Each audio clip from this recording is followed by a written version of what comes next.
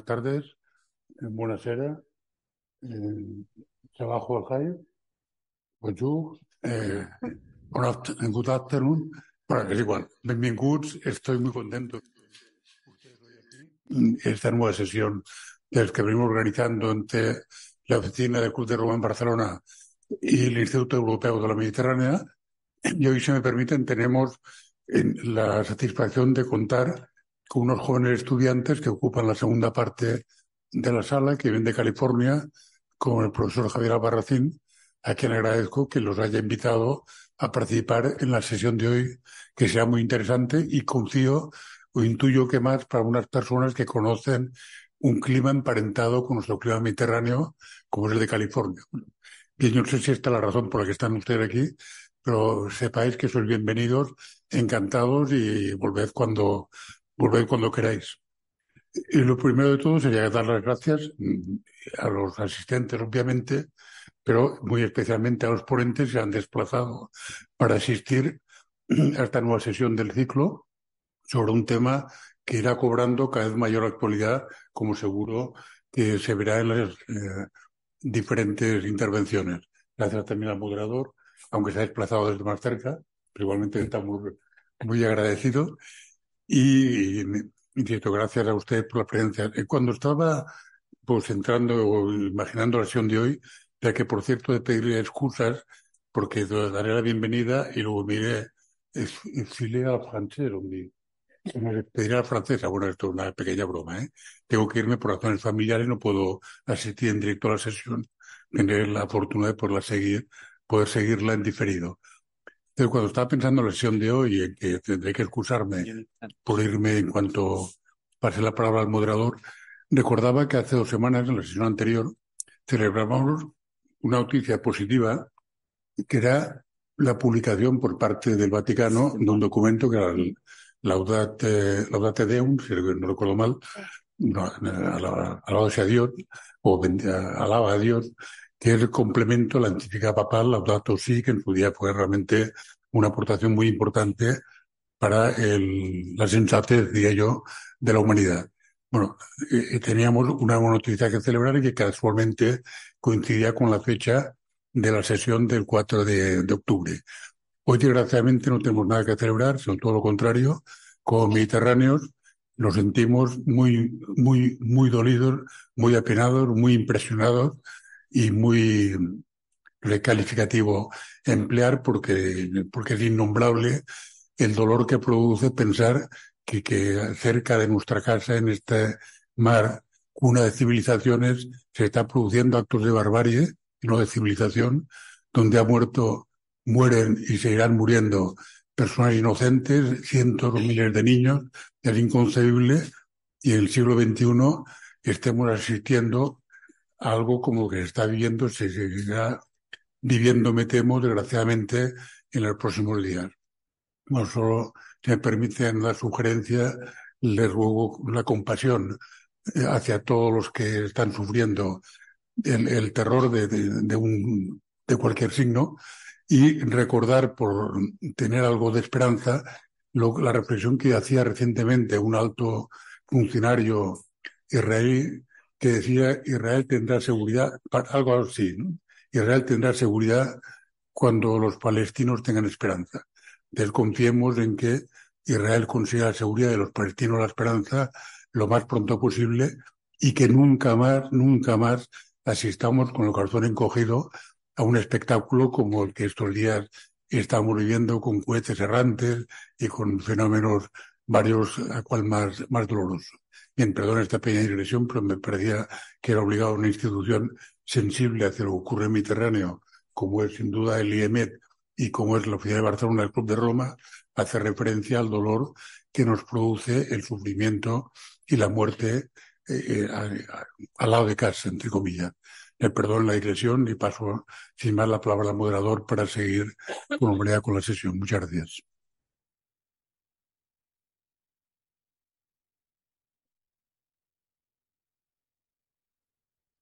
Moltes gràcies per aquestes paraules. Gracias por estas palabras. Bona tarda i moltes gràcies. Queridos, buenas tardes. Muchas gracias por estar aquí. Voy a seguir en inglés. para facilitar la conversación con mis compañeros. Bienvenidos todos, muchísimas gracias por acudir. Es fantástico ver esta nutrida asistencia para este tema. Soy Enrique Doblas, soy investigador sobre ecología del suelo en CREAP, un centro de investigación de Barcelona. Y estoy satisfecho de no ser el experto en este debate porque es un debate difícil y de enjundia, es arduo y está lleno de pequeños matices y de detalles que pueden cambiar la forma en la que percibimos las cosas. Bueno, es un reto, así que comienzo por el título y luego ya me entenderán. La agricultura en un entorno difícil. Cuando hablamos de un clima difícil, decimos que el Mediterráneo asistiendo a problemas increíbles. Calentamiento global y progresivo significa que la climatología se vuelve loca. Ahora hablamos más bien de cambio climático y utilizamos este término porque cambio climático no implica solo un calentamiento global, sino que también hablamos de sequías que cada vez nos van a asolar más, cada vez van a ser más frecuentes, episodios más frecuentes de sequías y vamos también a tener situaciones en las que cuando veamos que haya precipitaciones va a ser de forma torrencial, con lo cual habrá inundaciones. Entonces estas temperaturas más altas en combinación con el clima también más seco implicará también más incendios que al final pueden acabar afectando a nuestros cultivos. Y si aumenta el nivel del mar, una salinización de muchos de nuestros cultivos. Pensemos, por ejemplo, en los arrozales. Eso constituirá todo un problema. Y podría continuar, pero no quiero ser catastrófico, aunque comience con estos problemas que nos asolan. Pero tenemos que ser conocedores de los mismos. En cualquier caso, hay soluciones.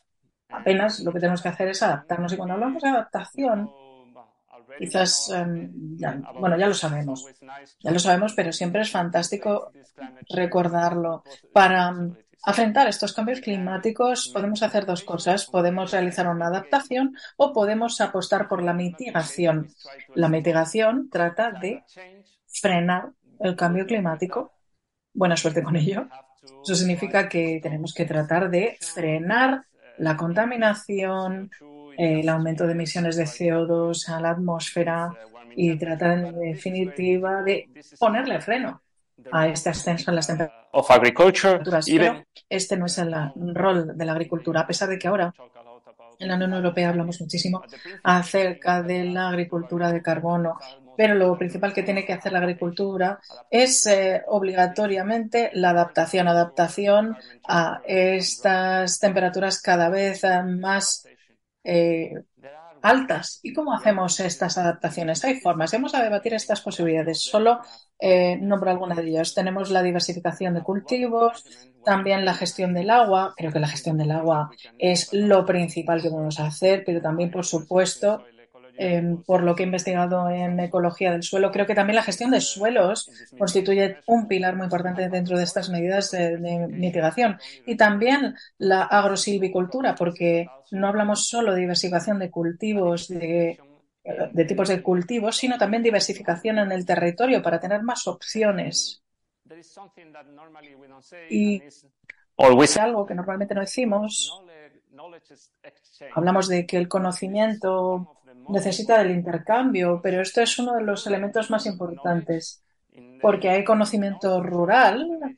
En el norte del Mediterráneo vamos a sufrir lo que ya está sucediendo en el sur y ellos ya saben cómo afrontar estos problemas y tenemos que preguntarles a estos agricultores, vecinos, para recabar información sobre estos conocimientos culturales y que tenemos que compartir. Tenemos que compartir porque si nos vamos a enfrentar a todas estas catástrofes, al final solo podemos hacerlo si lo abordamos de manera conjunta. Y por eso ahora entenderán que me siento satisfecho de no ser el experto aquí porque es un tema muy arduo. Cuento con dos expertos que van a disfrutar, a buen seguro. Comenzamos por Valentín Amedeu. Y ella es una investigadora Center of Climate Change Foundation. de la fundación que estudia el cambio climático y además tiene un doctorado aparte de su licenciatura porque continúa siempre estudiando dentro de su carrera y ella es la experta indicada porque ha participado en el desarrollo de la Estrategia de Adaptación Nacional de Italia. Ha sido la coordinadora en el desarrollo también del Plan Nacional de Adaptación para el Ministerio Italiano del Medio Ambiente. Pero por si esto no bastase, una de las autores líder en el informe sobre adaptación al cambio climático de la Unión Europea en el sector agrícola en Europa. Así que, más idónea, imposible. Y si le lanzo alabanzas a Valentina, me quedo sin palabras para Ali Roma. El profesor Ali Roma es archiconocido en todos los círculos de la actualidad. Trabaja en UNAM como alto funcionario en la Fundación Prima y la verdad es que ha sido una fuerza que nos ha aportado proyectos muy interesantes de investigación en todo el Mediterráneo, no solo en la cuenca norte. Así que es un placer tener a Prima y Ali ha estado ahí desde el principio. Y antes de eso, hay que decir que también tiene un doctorado compartido entre Francia y Túnez en ingeniería agrícola y también fue el director del Departamento de Investigación en el Ministerio de Agricultura en Túnez. Por lo cual, tenemos dos grandísimos expertos de altísimo nivel. Y lo siento, pero tengo que comenzar quizás por la pregunta más sencilla, pero quizás la más necesaria, que es ¿dónde estamos? He estado hablando de estos cambios y cómo hemos de afrontarlos. Y he dicho que va a afectar a la agricultura, pero no he dicho cómo, de qué manera. Y quizás usted, Valentina, nos pueda aportar una visión más clara y luego ya arrancaremos el debate. Muchas gracias y buenas tardes a todos. A ver si podemos poner mi presentación. Aquí está. Muy bien, voy a mostrarles una breve introducción sobre los impactos del cambio climático en la agricultura en el área mediterránea. Las evidencias del cambio climático están ahí. Los cambios recientes en el clima son archiconocidos, rápidos, se están intensificando y globalizando sin precedentes en miles de años de historia. Si consideramos, por ejemplo, los niveles de la concentración de CO2 en la atmósfera, el aumento del nivel del mar o el nivel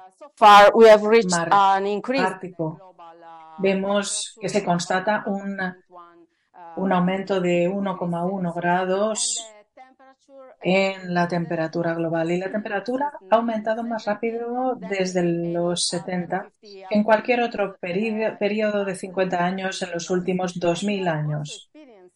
Y además estamos experimentando, como Enrique ya mencionaba, eventos extremos que cada vez están cobrando más frecuencia e intensidad relacionados con oleadas de calor, sequías, inundaciones. Y el cambio climático también conlleva estos eventos extremos que han reducido la seguridad alimentaria y de bebida y tenemos obstaculizando los esfuerzos para alcanzar los objetivos de desarrollo sostenible. En esta imagen podemos ver las pérdidas de producción alimentaria y la frecuencia de estos acontecimientos ha aumentado en los últimos años. En azul podemos ver, en naranja podemos ver los eventos relacionados con las sequías que han conllevado la pérdida de alimentación y en azul otros eventos climáticos. En cuanto a la productividad agrícola, ha aumentado debido a la mejora en las tecnologías, gestión de cultivos, etcétera. Y el cambio climático ha frenado este crecimiento en los últimos 50 años, con impactos negativos que se han observado sobre todo en las latitudes medias y bajas y algunos impactos positivos en algunas regiones de latitudes altas. ¿Qué podemos esperar para el futuro? Bueno, pues aquí vemos la proyección. Según las proyecciones, podemos decir que considerando los escenarios más extremos, las áreas adecuadas para agrícolas van a ver un descenso del 10% en 2030 y más del 30% para finales de este siglo, con diversos efectos cascada en alimentación y nutrición, porque tenemos impactos en el rendimiento de las cosechas y la calidad de las mismas, pero también veremos impactos en la productividad y en los ingresos, acceso a alimentos, así como otros factores interconectados, otros riesgos. La cuenca mediterránea, en este sentido, está experimentando impactos de corte muy severo y es como el punto caliente del cambio climático por su vulnerabilidad y exposición. En el Mediterráneo han subido 1,5 grados, así que el aumento es mayor que la media global. Y los impactos que se observan debidos al cambio climático, como podemos ver en el Mediterráneo, podemos decir con un alto nivel de confianza que estos impactos negativos, por ejemplo, en escasez de agua o también reducción en acuicultura, pesca y ganadería y también productividad agrícola, todo esto se debe a los cambios climáticos con un nivel de confianza alto o media. Podemos realizar estas afirmaciones. Y aquí podemos ver cómo estos riesgos esperados para el área mediterránea pueden aumentar debido a los niveles crecientes de calentamiento global. Por ejemplo, en producción y seguridad alimentarias podemos decir que podemos pasar de un grado alto a uno verdaderamente alto si lo que se registra es un aumento de 1,5 grados. Los impactos para el Mediterráneo. Pues es probable que los impactos para la zona euro-mediterránea superen la tendencia media mundial con impactos moderados a elevados, con una gran variabilidad en función de las regiones, cultivos y escenarios climáticos que se ponderen. Y las altas temperaturas afectarán en particular la fenología de los cultivos y el acortamiento del periodo vegetativo. Por ejemplo, habrá un tiempo más reducido para la acumulación de biomasa y también cabe esperar problemas, por ejemplo, en la falta de acumulación de frío y pérdida de la brotación, maduración temprana de la vid, maduración temprana de Túnez y Argelia, por ejemplo, del olivo. Y el rendimiento de los cultivos de secano podría disminuir un 64% en algunos lugares.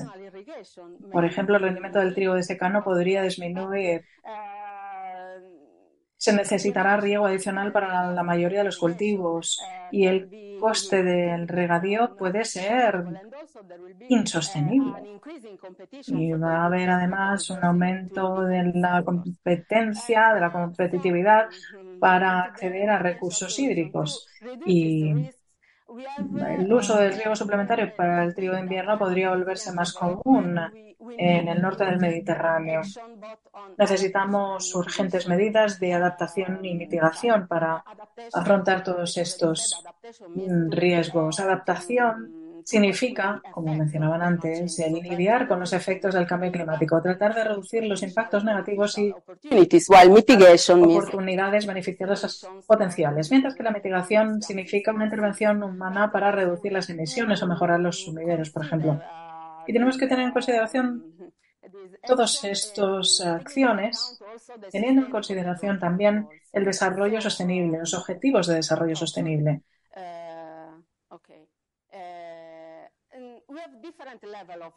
Contamos con distintos niveles de adaptación que podemos aplicar, comenzando por la adaptación de afrontamiento para responder a los acontecimientos en el momento en el que se producen.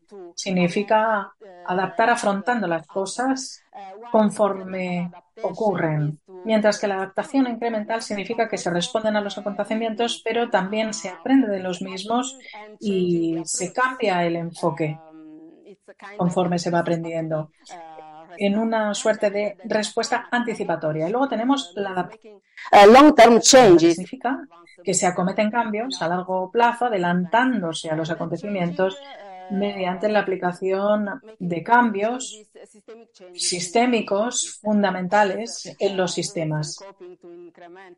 Y pasar de afrontar a incremental y a transformar, hacer este tránsito no es fácil y hay diversas barreras que se interponen, ciertas limitaciones.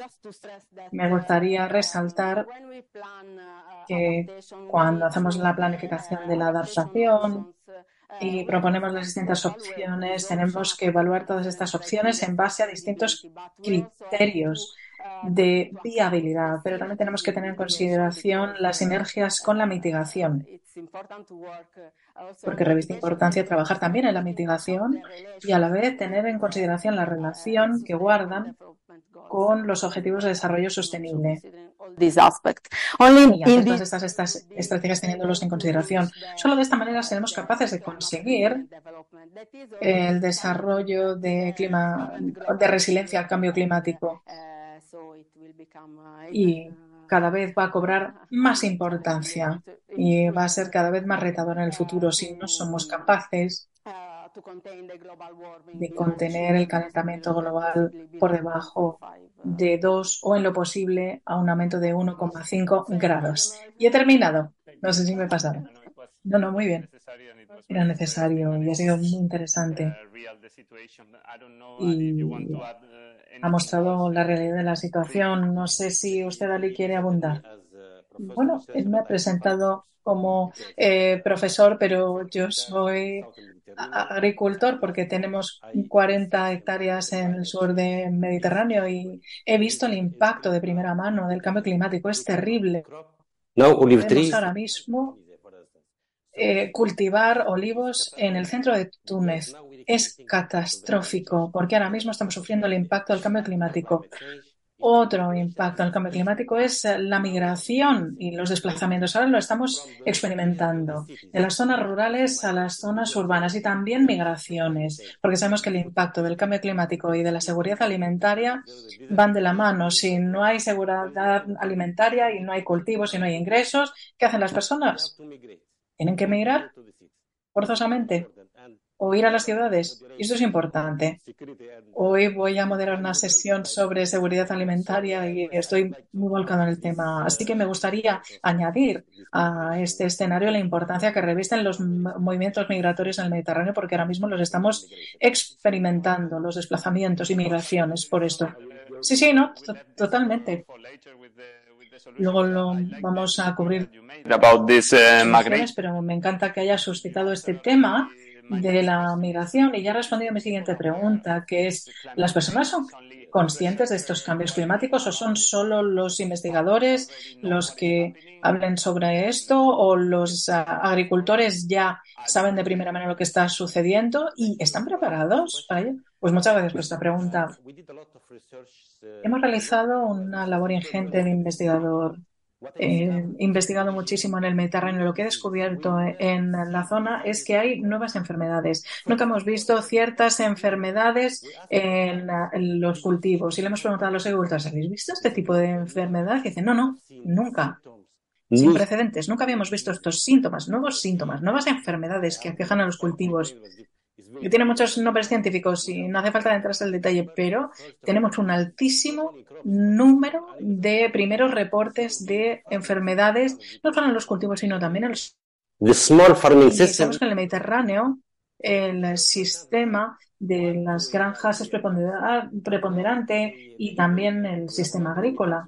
Y celebramos muchas reuniones con los agricultores y los distintos agentes y ahora son conscientes de la situación, porque ahora mismo son conscientes de que tienen diversos problemas. Si reduces el número de congelación, pues no hay flujo en los cultivos y ahora están pensando en diversos problemas. Ayer en Túnez había 37 grados y no pueden cultivar cereales, entre otros. Entonces, los agricultores de pequeño tamaño son conscientes del problema. Y si no podemos cultivar porque el periodo de heladas se reduce, pues ya no hay brote y ya no hay producción. Como ella bien decía, ahora mismo se reduce y afecta el tiempo de brotes. Hicimos un estudio para los olivos y hemos visto 10 días de avance de la floración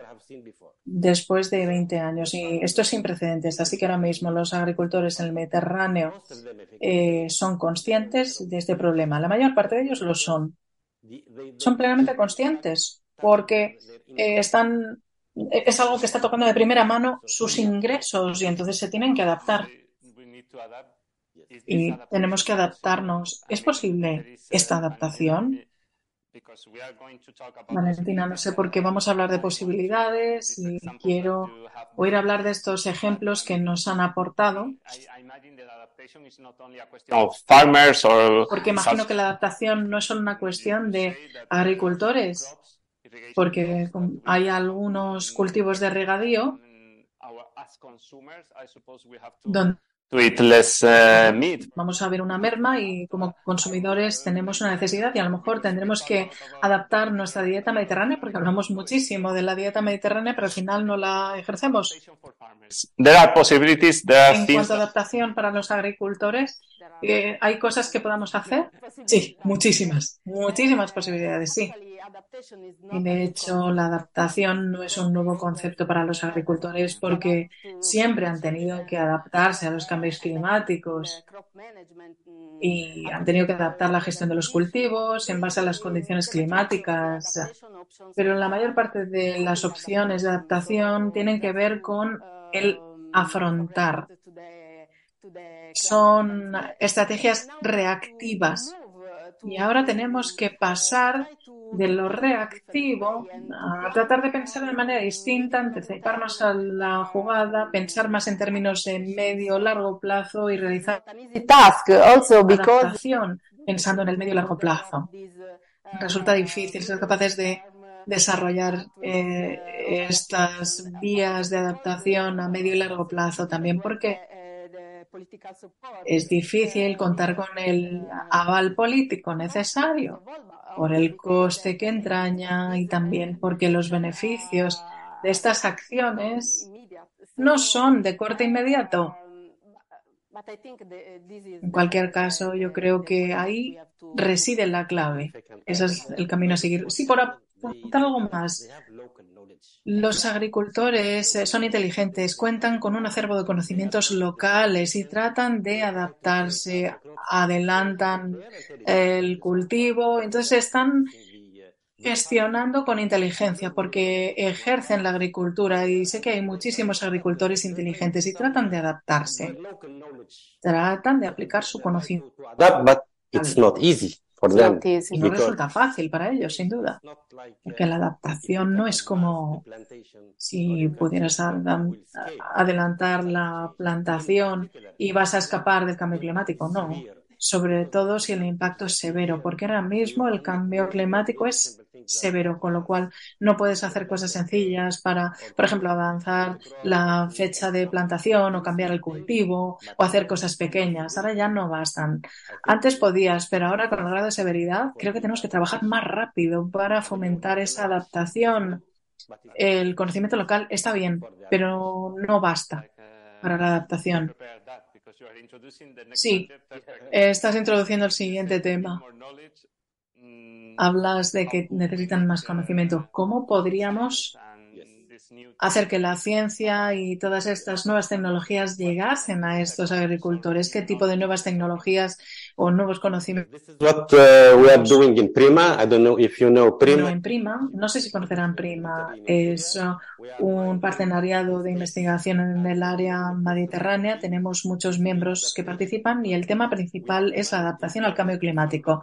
Contamos con 90 proyectos financiados dedicados a la adaptación de los sistemas agrícolas al cambio climático. Así que, bueno, he preparado algunos ejemplos de lo que estamos haciendo en el Mediterráneo y, como mencionaba, hay distintos niveles de adaptación. El primer nivel, que es la adaptación incremental, es hacer unos ajustes, pero si el impacto es severo, la incremental no basta. Y este es un ejemplo de adaptación incremental. En Prima estamos trabajando con el trigo silvestre en condiciones de sequía y salinidad. Southern Mediterranean, we are experiencing the impact of the drought. So we are collecting. Porque se está experimentando el impacto de la sequía, así que estamos recabando distintas variedades y lo estamos probando en el sur, porque en el sur tenemos unas condiciones excelentes a nivel de sequía y esto es positivo para los estudios. Si podemos encontrar una variedad que sea suficientemente resistente a una sequía o salinidad, sería válido para todo el Mediterráneo. Pero esto es una adaptación incremental. También tenemos genotipos de colecciones de germoplasma de higos. Los higos son bastante resistentes en el Mediterráneo, pero incluso a partir de cierto nivel será imposible que sean suficientemente resistentes al cambio climático. Así que tenemos distintas variedades que puedan resistir a la sequía y salinidad. Esas son las líneas de investigación. Este es el primer nivel, pero el primer nivel no basta. Tenemos que apostar por el segundo nivel, que es básicamente el sistema.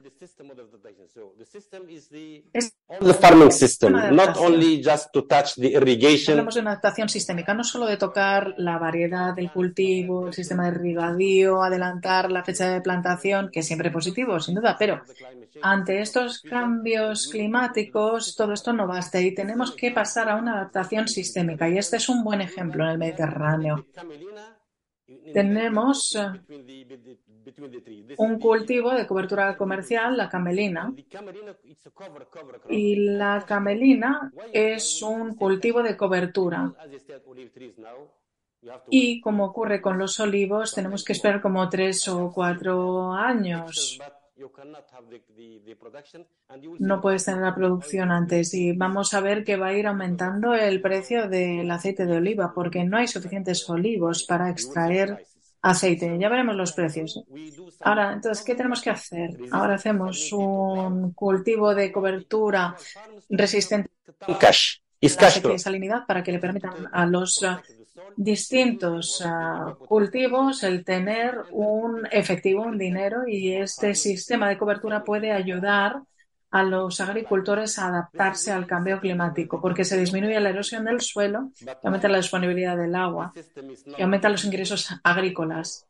Pero este sistema no es eficiente aún porque tenemos que pasar al siguiente punto, que es apostar, como bien decía mi compañera, por la adaptación transformadora. Tenemos el proyecto de WaterMed que ha implantado una solución Nexus basada en aplicaciones agrofotovoltaicas y entonces se proyecta una sombra y se reduce el impacto del sol y se reduce también la evapotranspiración porque sobre todo en el sur resulta muy difícil cultivar si hace mucho calor, así que estos paneles para producir electricidad y a la vez el sombreado reduce el impacto de la sequía, también nos permite cultivar estos cultivos que vemos aquí y este es un buen sistema que puede constituir una adaptación transformadora para el sur del Mediterráneo y está cosechando muy buenos resultados, pero estamos esperando el cierre del proyecto y luego tenemos el proyecto hidropónico. que es un cultivo sin suelo. Es muy difícil de cultivar y tenemos que ir al centro hidropónico y podemos hacer una conexión entre la acuicultura y la acuicultura. El agua de acuicultura va al hidropónico y no tenemos que utilizar tanta agua. Se reduce el agua, los fertilizantes y podemos producir muchas hortalizas y cultivos y de esa manera afrontamos el climático. De esta manera sufre menos impacto, todo está cubierto y podemos producir muy bien. Y tenemos grandes ejemplos en Túnez, en los sistemas hidropónicos y acuapónicos. Es un muy buen sistema y constituye una gran adaptación transformadora. Y tenemos que ser capaces de construir la adaptación transformadora en el Mediterráneo. Lo incremental no baste. A nivel de adaptación sistémica no vamos muy bien y ahora el futuro pasa por apostar por la adaptación transformadora. Estos son 2 ejemplos, pero tenemos otros más en el Mediterráneo. Gracias. Muchas gracias. Muy interesante y me gusta que hayan mencionado estas nuevas tecnologías. Y Valentina, supongo que tendrá usted más aportaciones sobre lo que ofrece la ciencia, aparte de estos ejemplos, ¿verdad? Sí, lo que quiero añadir también es una experiencia in Sardinia in the framework of an European project focused on en un proyecto europeo que se centra en construir regiones resilientes en el Mediterráneo. ¿Por qué hemos aplicado? Bueno, hemos comenzado a aplicar un enfoque basado en la innovación sistémica y estamos trabajando con nuestros actores y colaboradores del sector agrícola, apostando por estos caminos resilientes. Entonces, estamos trabajando con los distintos agentes, los distintos actores para construir de manera conjunta un mapa mental de todos los sistemas, resaltando todos los problemas de los sistemas y conjuntamente con los actores desarrollamos una visión para 2050. ¿Qué queremos conseguir para ese momento? Y ahora estamos trabajando tratando de encontrar todos los hitos, todos los objetivos que nos permitirán alcanzar esta visión y tratando de encontrar una innovación potencial para build these todos estos hitos y lograr esta adaptación y estas vías de adaptación innovadora. Y en mi opinión, en base a mi experiencia, no sé si estará usted de acuerdo, esta es una forma muy interesante. Este es un proceso muy interesante porque contamos con distintos puntos de vista, de los agricultores a los políticos, tomadores de decisiones del sector, y de manera conjunta estamos tratando de ir o de apostar por una adaptación transformadora para nuestra región. Y ahora mismo estamos en medio de este proceso, pero considero que los resultados serán muy interesantes. Hasta ahora, la mayoría de las ideas que se están desarrollando están centradas, por ejemplo, en agricultura de precisión, el uso de herramientas que le permitan use in a more efficient and sustainable way the available tener una forma más eficiente y sostenible de gestionar los cultivos en cuanto a uso de fertilizantes, agua, etcétera, etcétera. Pero necesitan apoyo, no solo en términos financieros para cubrir los costes, sino que también tienen que conocer por parte de los investigadores cuáles son las acciones que tienen que acometer para adaptarse al cambio climático. Así que también tenemos que tratar de cerrar esta brecha entre la ciencia y transferir nuestro conocimiento, encontrar una forma mejor de transferir nuestro conocimiento y desarrollar herramientas que puedan ayudar a los agricultores y al resto de actores a adaptarse al cambio climático. Transformative, as I said, we need to go to the transformative adaptation. Now there is a tool, an approach. Tenemos que apostar por la adaptación transformativa y tenemos el enfoque Nexus. Si tenemos un problema y falta de precipitación, tenemos que regar, pero si regamos hay mucha energía y entonces luego está la cuestión de sobreexplotación del nivel freático del agua. Entonces tenemos que pensar en todos los componentes: la energía, alimentación, agua y ecosistema. Este sistema integral de gestión de recursos es importante para evitar los efectos secundarios. Por ejemplo, si vamos a generar muchos incentivos a los agricultores para regar porque no hay agua, ¿qué ocurriría? Exploitation of the groundwater, Pues, because if they will use the renewable energy, which is agua. free, the consequence is the overexploitation of the groundwater.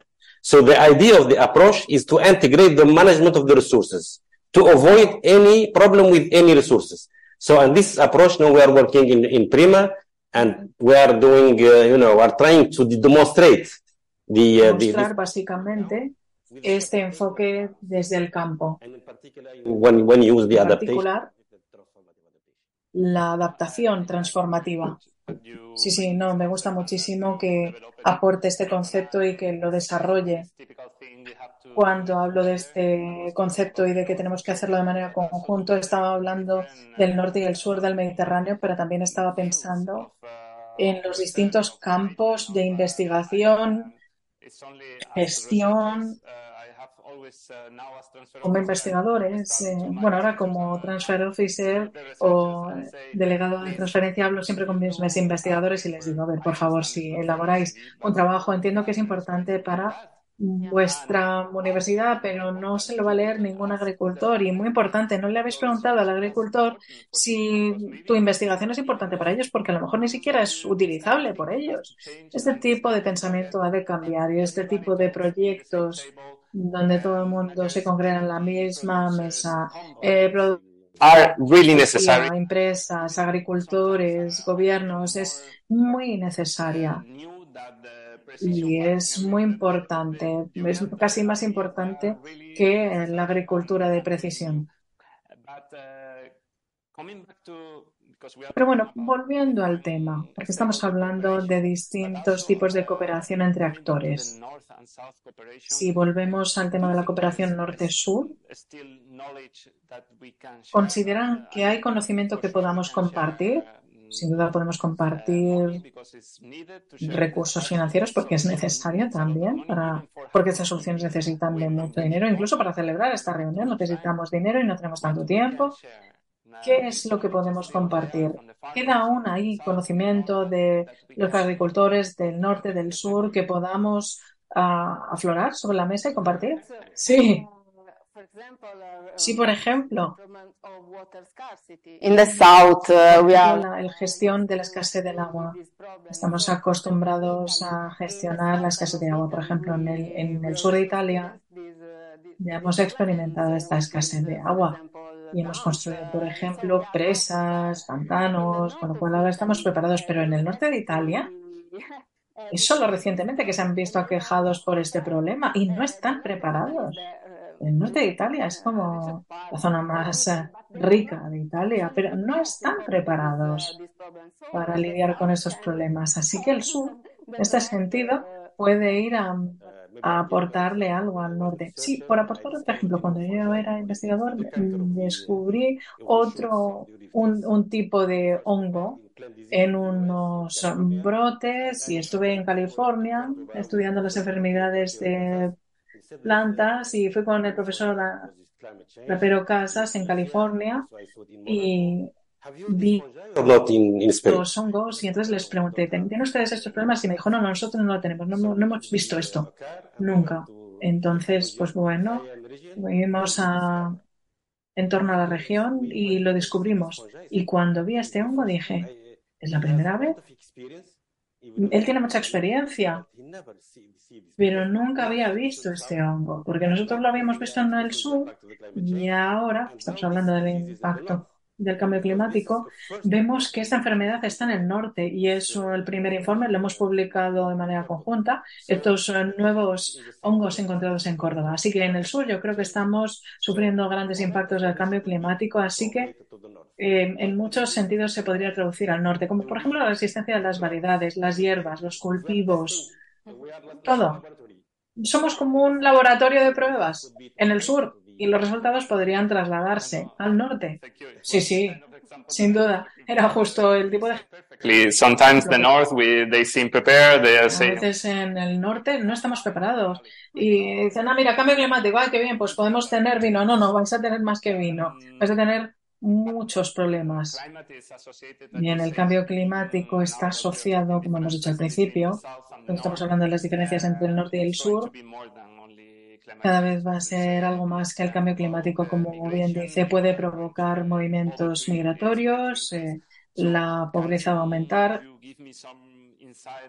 ¿Puede aportarme algunas ideas acerca de cómo responder de manera justa? Creo que también se mezcla con problemas de género, porque la mayor parte de los agricultores son mujeres, pero no son las propietarias. Y no sé si tiene alguna idea. Sí, hablando sobre mi experiencia en el sur del Mediterráneo, cuando vamos a las zonas rurales, lo que tenemos ahí, bueno, pues son pequeñas lideradas por mujeres, porque los hombres se van a trabajar en las ciudades, porque la productividad es muy baja, el impacto del cambio climático, hay bajos ingresos, no se puede producir, así que los hombres se van a vivir a las ciudades y las mujeres se quedan aquí. Creo que aquí conocemos muy bien la situación. ¿Y qué podemos hacer? El problema del desplazamiento y la migración, el desplazamiento puede ser dentro del país y la migración tiene que ver con marcharse a Europa u otros países. ¿Qué podemos hacer? Y creo que esto es lo que estamos viendo en Prima. Pues hacer la diversificación de cultivos. Hemos visto estos ejemplos. Si tienes olivos, si tienes que esperar 4 o 5 años sin tener un rendimiento, pues ahora lo que hacemos es diversificación de cultivos. Se pueden cultivar algunos en el sur que pueden tener mejores resultados. Por ejemplo, hay muchos cultivos en el sur y que son más resistentes a la sequía. Se me han olvidado los nombres de los cultivos estos que son resistentes a la sequía. Pero bueno, la diversificación de cultivos en el sur podría ayudar a reducir la migración y el desplazamiento. Y algo muy importante también de las mujeres rurales es que deberían involucrarse en los procesos de toma de decisiones. Parece que se quedan desdeñadas, solas, y parece que se considera que no tienen ni idea, pero hay que involucrarlas en estos procesos de toma de decisiones. Y este es un punto importante. También el acceso a la financiación. Las pequeñas agricultoras no tienen acceso a los mecanismos de financiación, con lo cual no pueden tener nada para desarrollar sus pequeñas actividades, porque su idea es desarrollar pequeñas actividades, pequeños proyectos que les generen ingresos, pero no tienen este acceso. Entonces, si las alentamos a que ejerzan a que accedan a la financiación para que se les incluya también en el proceso de toma de decisiones, eso yo creo que será muy importante, sobre todo para las mujeres del entorno rural. Estoy totalmente de acuerdo, y además en particular para desarrollar las mujeres. Sobre todo en este laboratorio vivo hemos seleccionado activamente a los distintos actores para cerciorarnos de que tenemos una buena presencia de las mujeres. Tenemos ahora mismo un 45% de mujeres representadas. Sí, el 40%, bueno, el 40% del trabajo en la agricultura lo realizan las mujeres en el sur. Al menos en el sur, no sé en el norte. El 40% lo realizan las mujeres. Imaginemos, o sea, que es un indicador muy importante. Un indicador clave de funcionamiento que tenemos que tener en consideración. Lo sé de primera mano. He visitado muchas ubicaciones. Cuando era investigador visitaba Argelia, Marruecos, Egipto, incluso España también, porque he hecho mucha investigación también en España. Es importante tener en consideración que el 40% del trabajo agrícola rural lo realizan las mujeres y están perdidas porque no tienen acceso a financiación y son eficientes, podrían producir. Tenemos algunos ejemplos. Las mujeres rurales pueden ganar dinero con pequeñas y simples actividades y eso está plenamente alineado con las estrategias de adaptación. Sí, lo he visto en Marruecos, Túnez, cuando hacen asociaciones son las más eficientes y fructíferas. Y además, cuando hablábamos del Living Lab, desde el laboratorio vivo, me encanta ver que veces que participan, porque a veces cuesta. Sí, son súper participativas y es muy importante contar con estas mujeres representadas en este laboratorio vivo, porque nosotras Pensamos de manera distinta. Entonces es útil congregar distintos puntos de vista y mujeres que también se involucren activamente en esta planificación de adaptación. Un error que a veces cometemos y que espero que en las próximas fases vayamos a ser capaces de subsanar es el siguiente.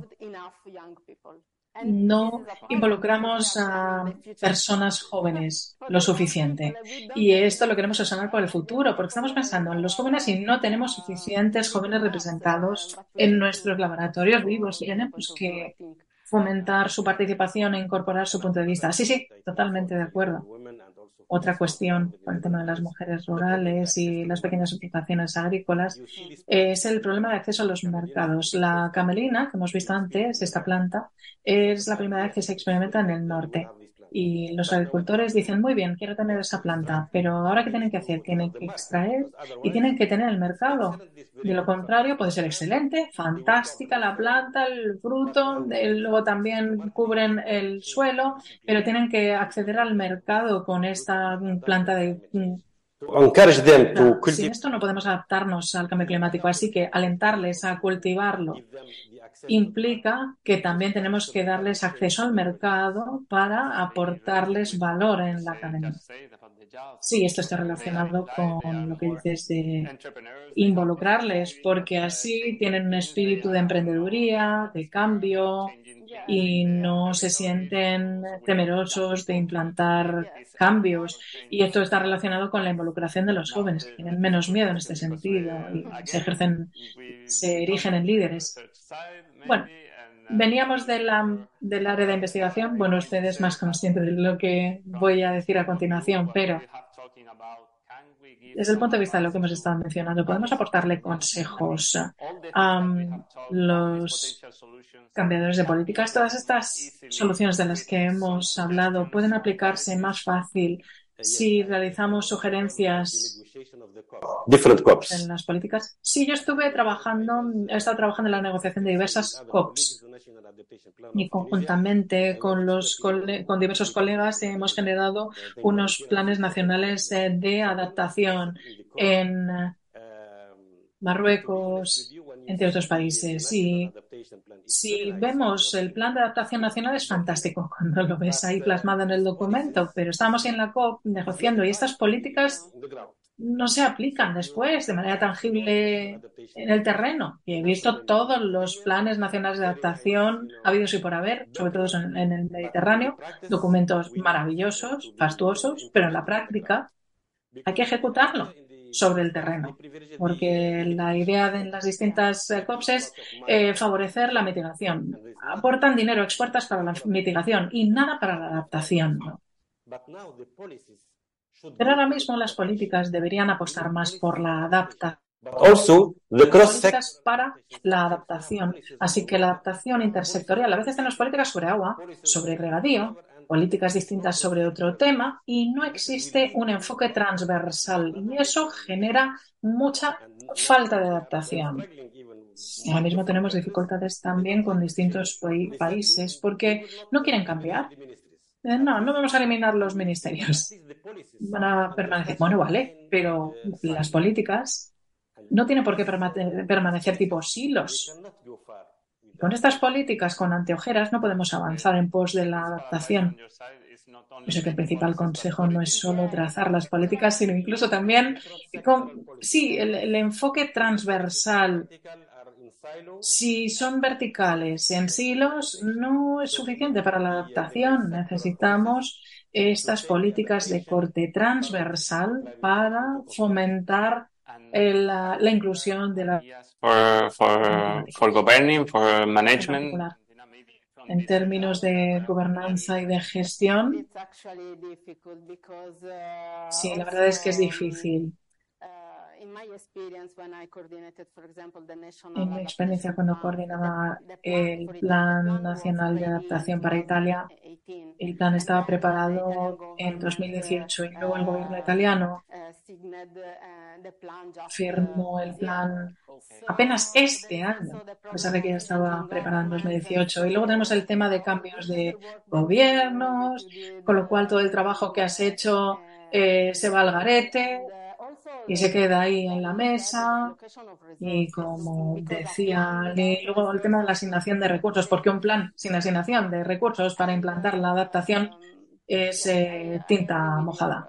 Así que estoy de acuerdo con lo que mencionaba, porque trabajamos en la mitigación, pero también tenemos In the COP27, I don't know if you attended the en COP27. la COP27, no sé si asistieron ustedes a la COP27, el acento se ubica, o sea, se enfatiza la asignación de recursos, pero la mitigación es necesaria, por supuesto, pero hay que centrarse más en la adaptación. Obviamente, si llegamos a una crisis de aumento de temperatura en 2 grados, pues la adaptación puede ser muy ardua, pero ahora mismo también tenemos que adaptarnos. Así que tenemos que asignar dinero también para la adaptación. ¿Y cuánto? ¿Cuánto es el coste de esta adaptación? Es caro. That expensive. I mean, it's going to pay back if No we es tan caro, se amortiza. Si gastamos el dinero ahora mismo en Yes, you know será that mejor que hacerlo cuando nos asole la catástrofe. Sí, la adaptación tiene un enfoque a largo plazo. La resiliencia puede ser a corto plazo, pero la adaptación es a largo plazo. Algo que permanezca para la generación venidera. No podemos ver el resultado ahora. Y ese es el problema, justo. Esa es la razón por la cual falta. Por eso tenemos que invertir para las generaciones venideras. Y la desertificación está avanzando hacia el norte. Tenemos que tener cuidado. Si no asignamos muchos recursos y dinero para la adaptación, las generaciones venideras sufrirán. Así que no podemos ver los resultados de la adaptación a corto plazo. Tenemos que apreciarlos a largo plazo. La mitigación es fácil, reducir los gases invernadero, colocar paneles, fantástico, estupendo, maravilloso, los paneles. adaptation is very difficult. Se puede reducir la emisión de gases invernaderos, pero la adaptación del sistema de agricultura o las prácticas agroecológicas. Tenemos investigación, pero no aplicación. ¿Por qué no hay adopción? Contamos con muchas experiencias. Pues porque no hay un incentivo que se haya lanzado para los agricultores, porque los políticos no son conscientes de la importancia que revisten las prácticas agroecológicas. Y hasta ahora no ha habido adopción por parte de los agricultores ni de los políticos. Y esta es la cuestión. ¿Por qué no se adoptan estas prácticas agroecológicas? Pues porque no ven los resultados de inmediato. Tienen que mejorar la producción para estar en la revolución verde, con un montón de inputs, con un montón de producción. Eso es básicamente lo que tiene ahora mismo en la agenda. Sí, ese es. We don't see the results. No vemos los resultados a nivel cortoplacista y, por lo tanto, se abandona. Sí, y el tema de la inversión, los recursos, es algo muy importante. Luego, por supuesto, el coste de inacción es más alto que el coste de la adaptación. Resulta difícil introducir la adaptación en la política, pero podemos verlo de la otra manera. Darle un vuelco. Si no hay adaptación, ¿cuál es el coste? Sí, totalmente. Es lo que acaba de decir Valentina. Y no vamos a hacer la adaptación porque no lo hacemos. Bueno, pero ¿y qué provoca esto? Bueno, pues esto es a costa de la desertificación, desplazamientos, migración, aumento de los precios, en detrimento de la seguridad alimentaria y la disponibilidad de alimentos. Es lo que estamos haciendo. Así que sin hacer la adaptación, la consecuencia es implacable. Será muchísimo costosa para toda la población, sociedad en su conjunto y los pequeños agricultores. Tenemos una responsabilidad, considero, y creo que podemos cambiar nuestra dieta, podemos comprar productos que sean de temporada, podemos cambiar también a nuestros políticos. Nos cabe, nos asiste esa posibilidad. No solo decir, por favor, hagan esto. Oye, pues si no nos oyen, cambiemos. Pero llevo esta razón. A veces necesitamos planes a largo plazo que no dependan del político del momento, que sean acuerdos base suscritos entre los distintos grupos para cerciorarnos de que incluso aunque haya un cambio gubernamental, estos planes pactados no van a verse alterados en el decurso de 4 o 5 años cuando cambie el gobierno. Nosotros tenemos la última palabra y también quería presentar al político. Otro último comentario, si me permite. El problema con el ecosistema, quizás no lo hemos mencionado. Sin adaptación, la consecuencia es la degradación del ecosistema. Hemos visto la polución generada por pesticidas, entre otros. Porque ¿qué tienen que hacer los agricultores para producir? Pues tienen que utilizar pesticidas, porque con el cambio climático llevan aparejados muchos insectos, hongos, enfermedades, y para contrarrestarlos tienen que introducir muchísimo pesticida. ¿Cuál es la consecuencia? Degradación del ecosistema y de nuestra salud. Se ve ya el impacto. Si no somos capaces de apostar por la adaptación, la consecuencia no son solo los precios, etcétera, sino también nuestra salud. Sí, lleva toda la razón del mundo. Y han mencionado comentarios muy importantes. Hay que creer no solo que las nuevas tecnologías nos vayan a salvar, porque a veces las nuevas tecnologías tienen sus consecuencias. Es una cuestión de cambiar nuestra mentalidad y adaptarnos al ecosistema, incluyendo también a las ciudades y a todo el mundo en el territorio. Y ahora yo creo que el público a lo mejor querría formular algunas preguntas.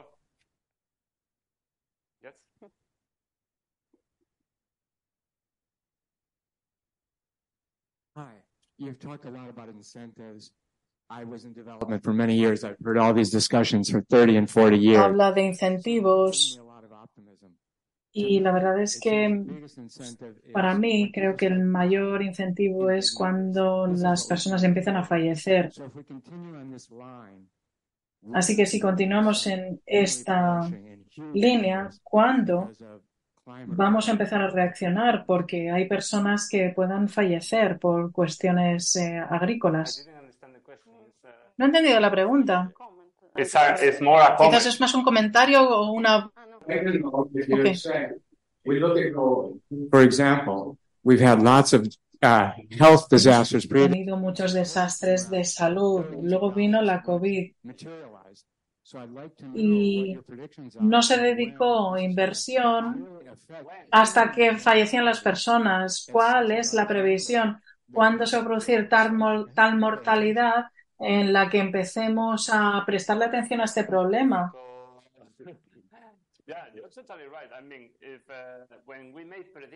Sí, lleva razón. Cuando hacemos predicciones, como investigadores, hacemos la predicción de cuándo los cultivos van a tener unas pérdidas, pero nunca relacionamos estas cifras con las consecuencias, y quizás estas son las luces o las alertas. No sé si tienen estas cifras de cuándo van. Hay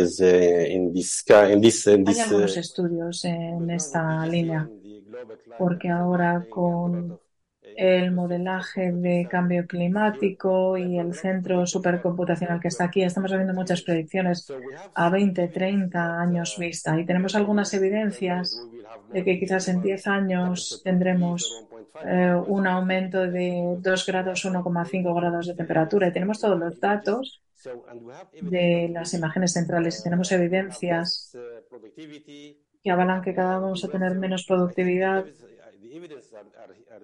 Y creo que la evidencia está ahí. Hay diversos estudios. Yo no soy un experto en estas previsiones o modelaje, pero creo que tengo los datos. ¿Pero los datos de qué? Porque es que a lo mejor no he entendido. ¿Pero cuál es la pregunta? Sí, no.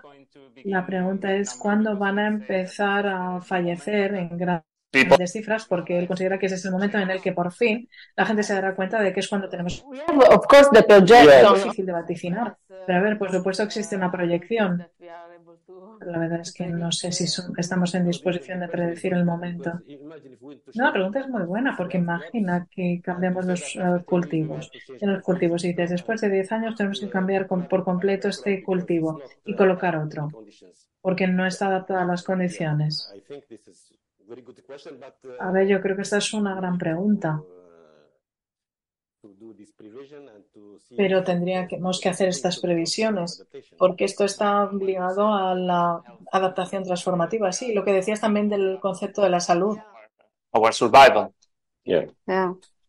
porque estamos hablando no solo de alimentación, sino también de nuestra supervivencia.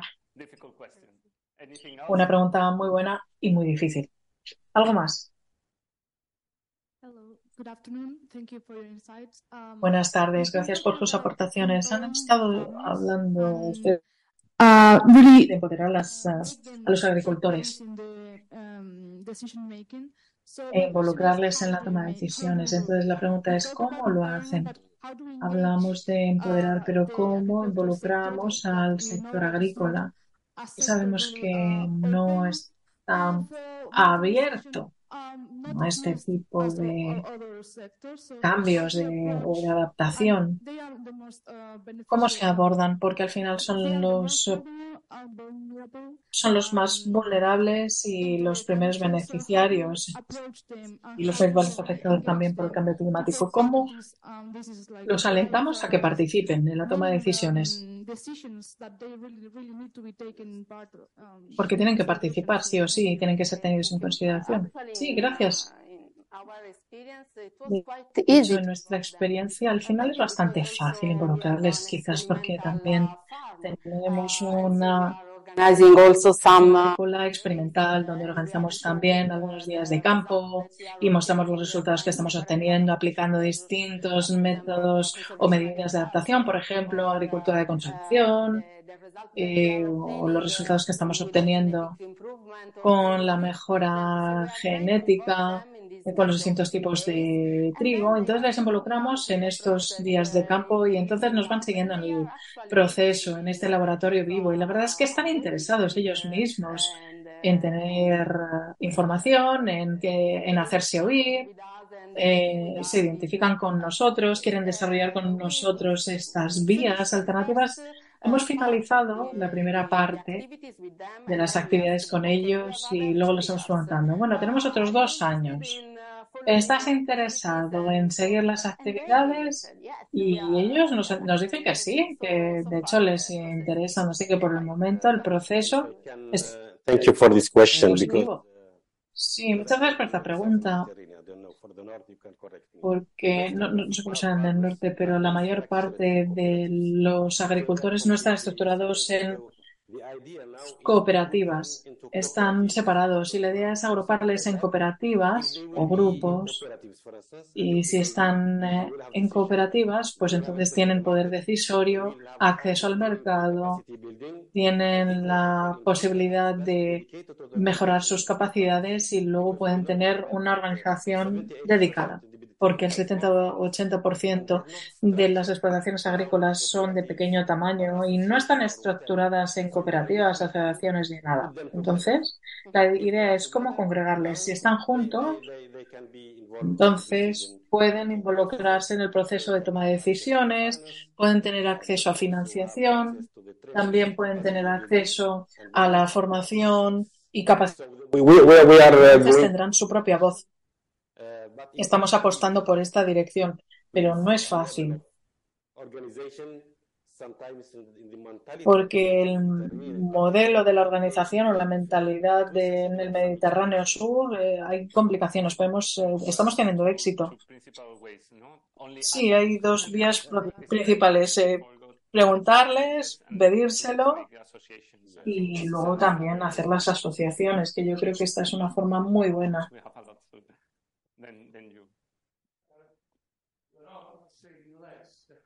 No hi ha problema. En aquest assumpte de l'adaptació Sobre este tema de la adaptación del agricultor al nuevo clima, a la escasez, a la falta de agua, a mayor calor, ¿en qué punto se encuentra la solución? Es decir, ¿en qué punto está la investigación en nuevas semillas que resistan a esta sequía? ¿O en qué punto está la investigación de variedades de árboles frutales que puedan tener un ciclo más corto? Porque yo creo que la solución está más hacia aquí. más que hacer que el agricultor pase de cultivar trigo a cultivar, no sé, otra cosa. ¿Cómo está la investigación en este sentido? En su experiencia, parece ser que la solución pasa por cambiar las variedades de cultivos, porque dice que es muy difícil hacer que los agricultores cambien por completo la variedad que han estado cultivando toda su vida. Es una muy buena pregunta, porque a veces, no siempre, pero a veces las So they have to keep their explotaciones agrícolas no aceptan los cambios y entonces quieren mantener todas las variedades que han cultivado toda la vida. No es fácil, pero tenemos que comenzar con algunos proyectos piloto. Si ven los resultados, pueden seguirlos. Por ejemplo, para los olivos.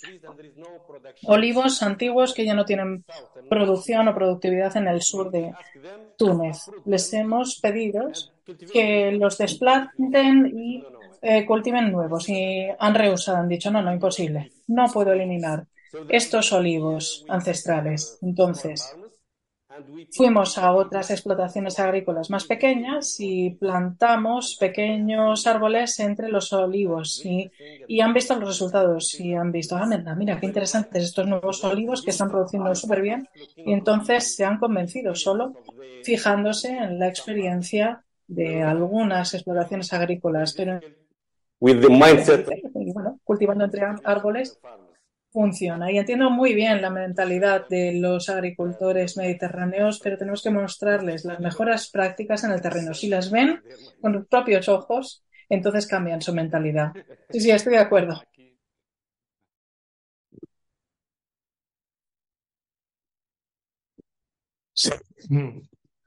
Sí, espero transmitir claramente la pregunta que os quiero hacer. En la humanidad nos estamos dando cuenta de que tenemos un pacto de descarbonización, por tanto un pacto de energía. Hablamos ya de pactos de agua. Me da la sensación que estamos llegando a un punto del pacto por la tierra. Es decir, y es una pregunta que os lanzo, es decir, hay ciertos elementos que se escapan al libre albedrío. Como bien dices, cambiar las costumbres de un país es muy complicado desde la individualidad, desde la colectividad es relativamente más simple, ¿no? Y me da la sensación que tenemos el conocimiento acumulado tecnológico como para variar cultivos, que nos falta ese sustrato cuando tenemos al mismo tiempo unas personas vinculadas con el campo que son personas que están fijando valores muy importantes para la humanidad, pero que al mismo tiempo también son grandes inversiones, no solamente en tecnología, también en conocimiento acumulado y capacidad de resiliencia, que es casi más importante que lo anterior. Dentro de ese pacto de la tierra, a mí me da la sensación de que nos estamos desertificando hacia el norte, pero claro, si el norte liberase tierras, podría ser posible, pero todos sabemos que la sabana rusa está reteniendo grandes cantidades de CO2 en el permafrost y que, por tanto, al aflorar tierras fértiles en esa zona generaría un problema muchísimo mayor. Por tanto, mi pregunta es, ¿vamos hacia un pacto de la tierra y especialmente en el Mediterráneo, evidentemente, porque es donde estamos hablando? Y dos, ¿somos capaces, como en otras reestructuraciones de industrias, de darle nuevas esperanzas a los agricultores para que sigan cultivando la tierra, aunque sea en otras especies o otras variedades diferentes? Y si la solución pasa porque la tierra sea nacionalizada. Muy importante cuestión. Bueno, me encanta lo del pacto por la tierra. O sea, una pregunta maravillosa. What do you think about it? You understand more or less Sorry, because no lo capté todo.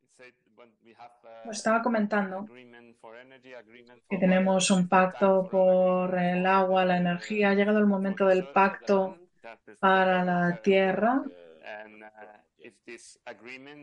Y si este pacto para la tierra no solo tenga que ver con la inversión, el dinero, sino también que pase a lo mejor por la nacionalización, tal vez, de las tierras.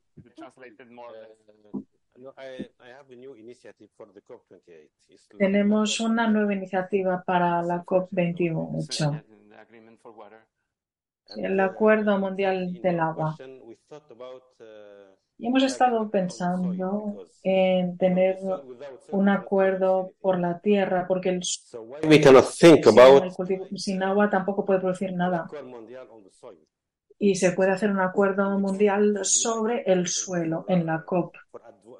Y esto será importante para hacer incidencia política y se puede considerar como un pilar importante de la producción, porque ahora mismo la desertificación está avanzando del sur al norte, tenemos muchos datos y la desertificación es alarmante. Y siempre estamos hablando del agua, pero muchas veces desdeñamos el suelo. Creo que el suelo ha de ser mencionado como un pilar importante y hacer incidencia. Cuando estábamos preparando el Acuerdo Mundial del Agua, pues estábamos pensando también en un Acuerdo Mundial del Suelo. Creo que su comentario es desafiante y espero que seamos capaces de pensar en ello. Sí, pero no sé, a nivel europeo, como mínimo, sobre el suelo, con lo cual es un foco de atención. Hay muchos proyectos, sí, pero no a tan alto nivel. Sí, tenemos el tema de la misión suelo con investigación, sí, pero a nivel de políticos, el suelo nunca se considera como un elemento importante o no se enfatiza lo suficiente. No hay refuerzo y esto está vinculado a la adaptación, porque toda esta adaptación pasa por el suelo. Todas las prácticas agroecológicas, toda la agricultura de conservación, sistemas mixtos, todo pasa por el suelo y el suelo es un importante componente. Está incluido en la adaptación y la adaptación ha sido desdeñada hasta la fecha y se da más importancia a la mitigación. Si puedo, por responder este último, la nacionalización del suelo, tenemos que admitir que vivimos en un mundo capitalista, aunque no nos guste, en todos los niveles, y hay una solución potencial en el medio que es el pago por sistemas ecosistémicos. Entonces, el suelo puede pertenecer a cada uno de los agricultores, pero como mínimo pueden recibir un extra por conservar este suelo y por conservar esta tierra, porque hacen un esfuerzo en este sentido. Es como el silvicultor. El silvicultor parece que es el malo de la película. No, los silvicultores están cuidando de sus bosques y deberían recibir un dinero adicional por esto. Quizás esto es algo que a lo mejor esté a medio camino, pero yo creo que existe también estos pagos por sistemas ecosistémicos que pueden ser una buena solución. Sí, de hecho, ahora mismo estamos involucrados en un proyecto europeo que se llama Invest Soil. Monetary value of ecosystem services provided by soil. So we are trying to do that not only for the agricultural sector, also we are considering in the industrial soils, etc. And the aim of the project is what you were saying. So try to find a monetary value of the ecosystem services provided by the soils. No sé si contesta más o menos lo que... No, but the question is very important because the soil is not like I am a farmer. The soil is not my soil. It's the soil of all the people. Because if it's my land, but finally I cannot do whatever I want. So we need to protect the soil. If this desertification comes to my soil, then it will go to the other soil and it will go to the north. So we need to think broadly. Yeah. So this is the point. And maybe the idea is to have an Accord Mondial on the soil to think about it. Thank you for this question. Maybe we have time for the last question. Sorry. At least in the Mediterranean. Yeah, at least. Thank you. Thank you very much for the Muchísimas presentation. gracias por estas presentaciones y el diálogo. Mi pregunta es la siguiente. With reducing wastage, is food waste in ¿La merma o la pérdida alimentaria está incluida en los planes alimentarios en los que han estado trabajando? Sí. También estamos considerando este aspecto. De hecho, uno de los primeros puntos en nuestro laboratorio vivo es encontrar soluciones para reducir la merma y la pérdida de alimentos. Creo que es importante también desde el punto de vista de la adaptación y de la mitigación. Sí, y la merma en el Mediterráneo. No sé si tenemos las cifras de pérdida de alimentos, pero es como el 30%. Estamos tirando demasiadas cosas. Y además eso entraña mucha energía, mucha pérdida de agua y los inputs que hemos producido. Con lo cual tenemos que trabajar en este sentido y tenemos que Circular economy. muchos esfuerzos en esta dirección para tratar de reciclar, valorizar el residuo y adaptarnos y fomentar la economía circular. Muchas gracias por esta pregunta. Una última pregunta.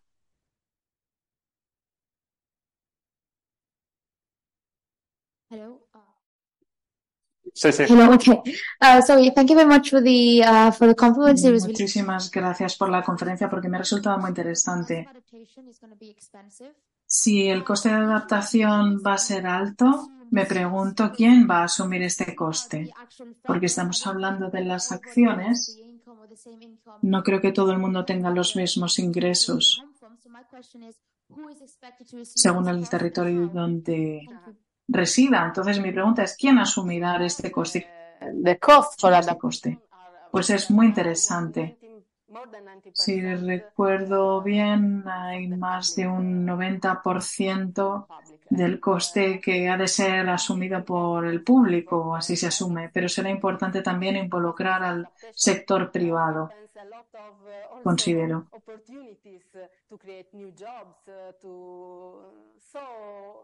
We have also to take in consideration the opportunities that adaptation can provide also for the private sector. But yes, the public, but I am not totally agree with you. If we do give it to the public, Sí, estoy de acuerdo. Si se lo damos al público, ¿qué va a hacer si no tiene dinero? No estoy de acuerdo con este enfoque. Sí, pero hasta ahora se está haciendo así. Claro, pero tenemos que aportarle dinero a los agricultores. Si se quiere apostar por esta adaptación, pues el 40 o 60% ha de ser Estado. Si este es el sistema, pues yo me sentiría alentado para realizar estos cambios. Si no, no sería el caso. Entonces es importante aportarle estos incentivos a los pequeños agricultores. ¿Cuánto? No lo sé, pero como mínimo no sé en qué fase estaremos ahí, la verdad.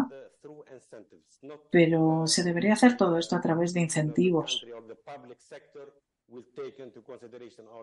Y el sector público tiene que tener en consideración estas inversiones. Pero si no hay dinero, ¿qué podemos hacer? Entonces, bueno,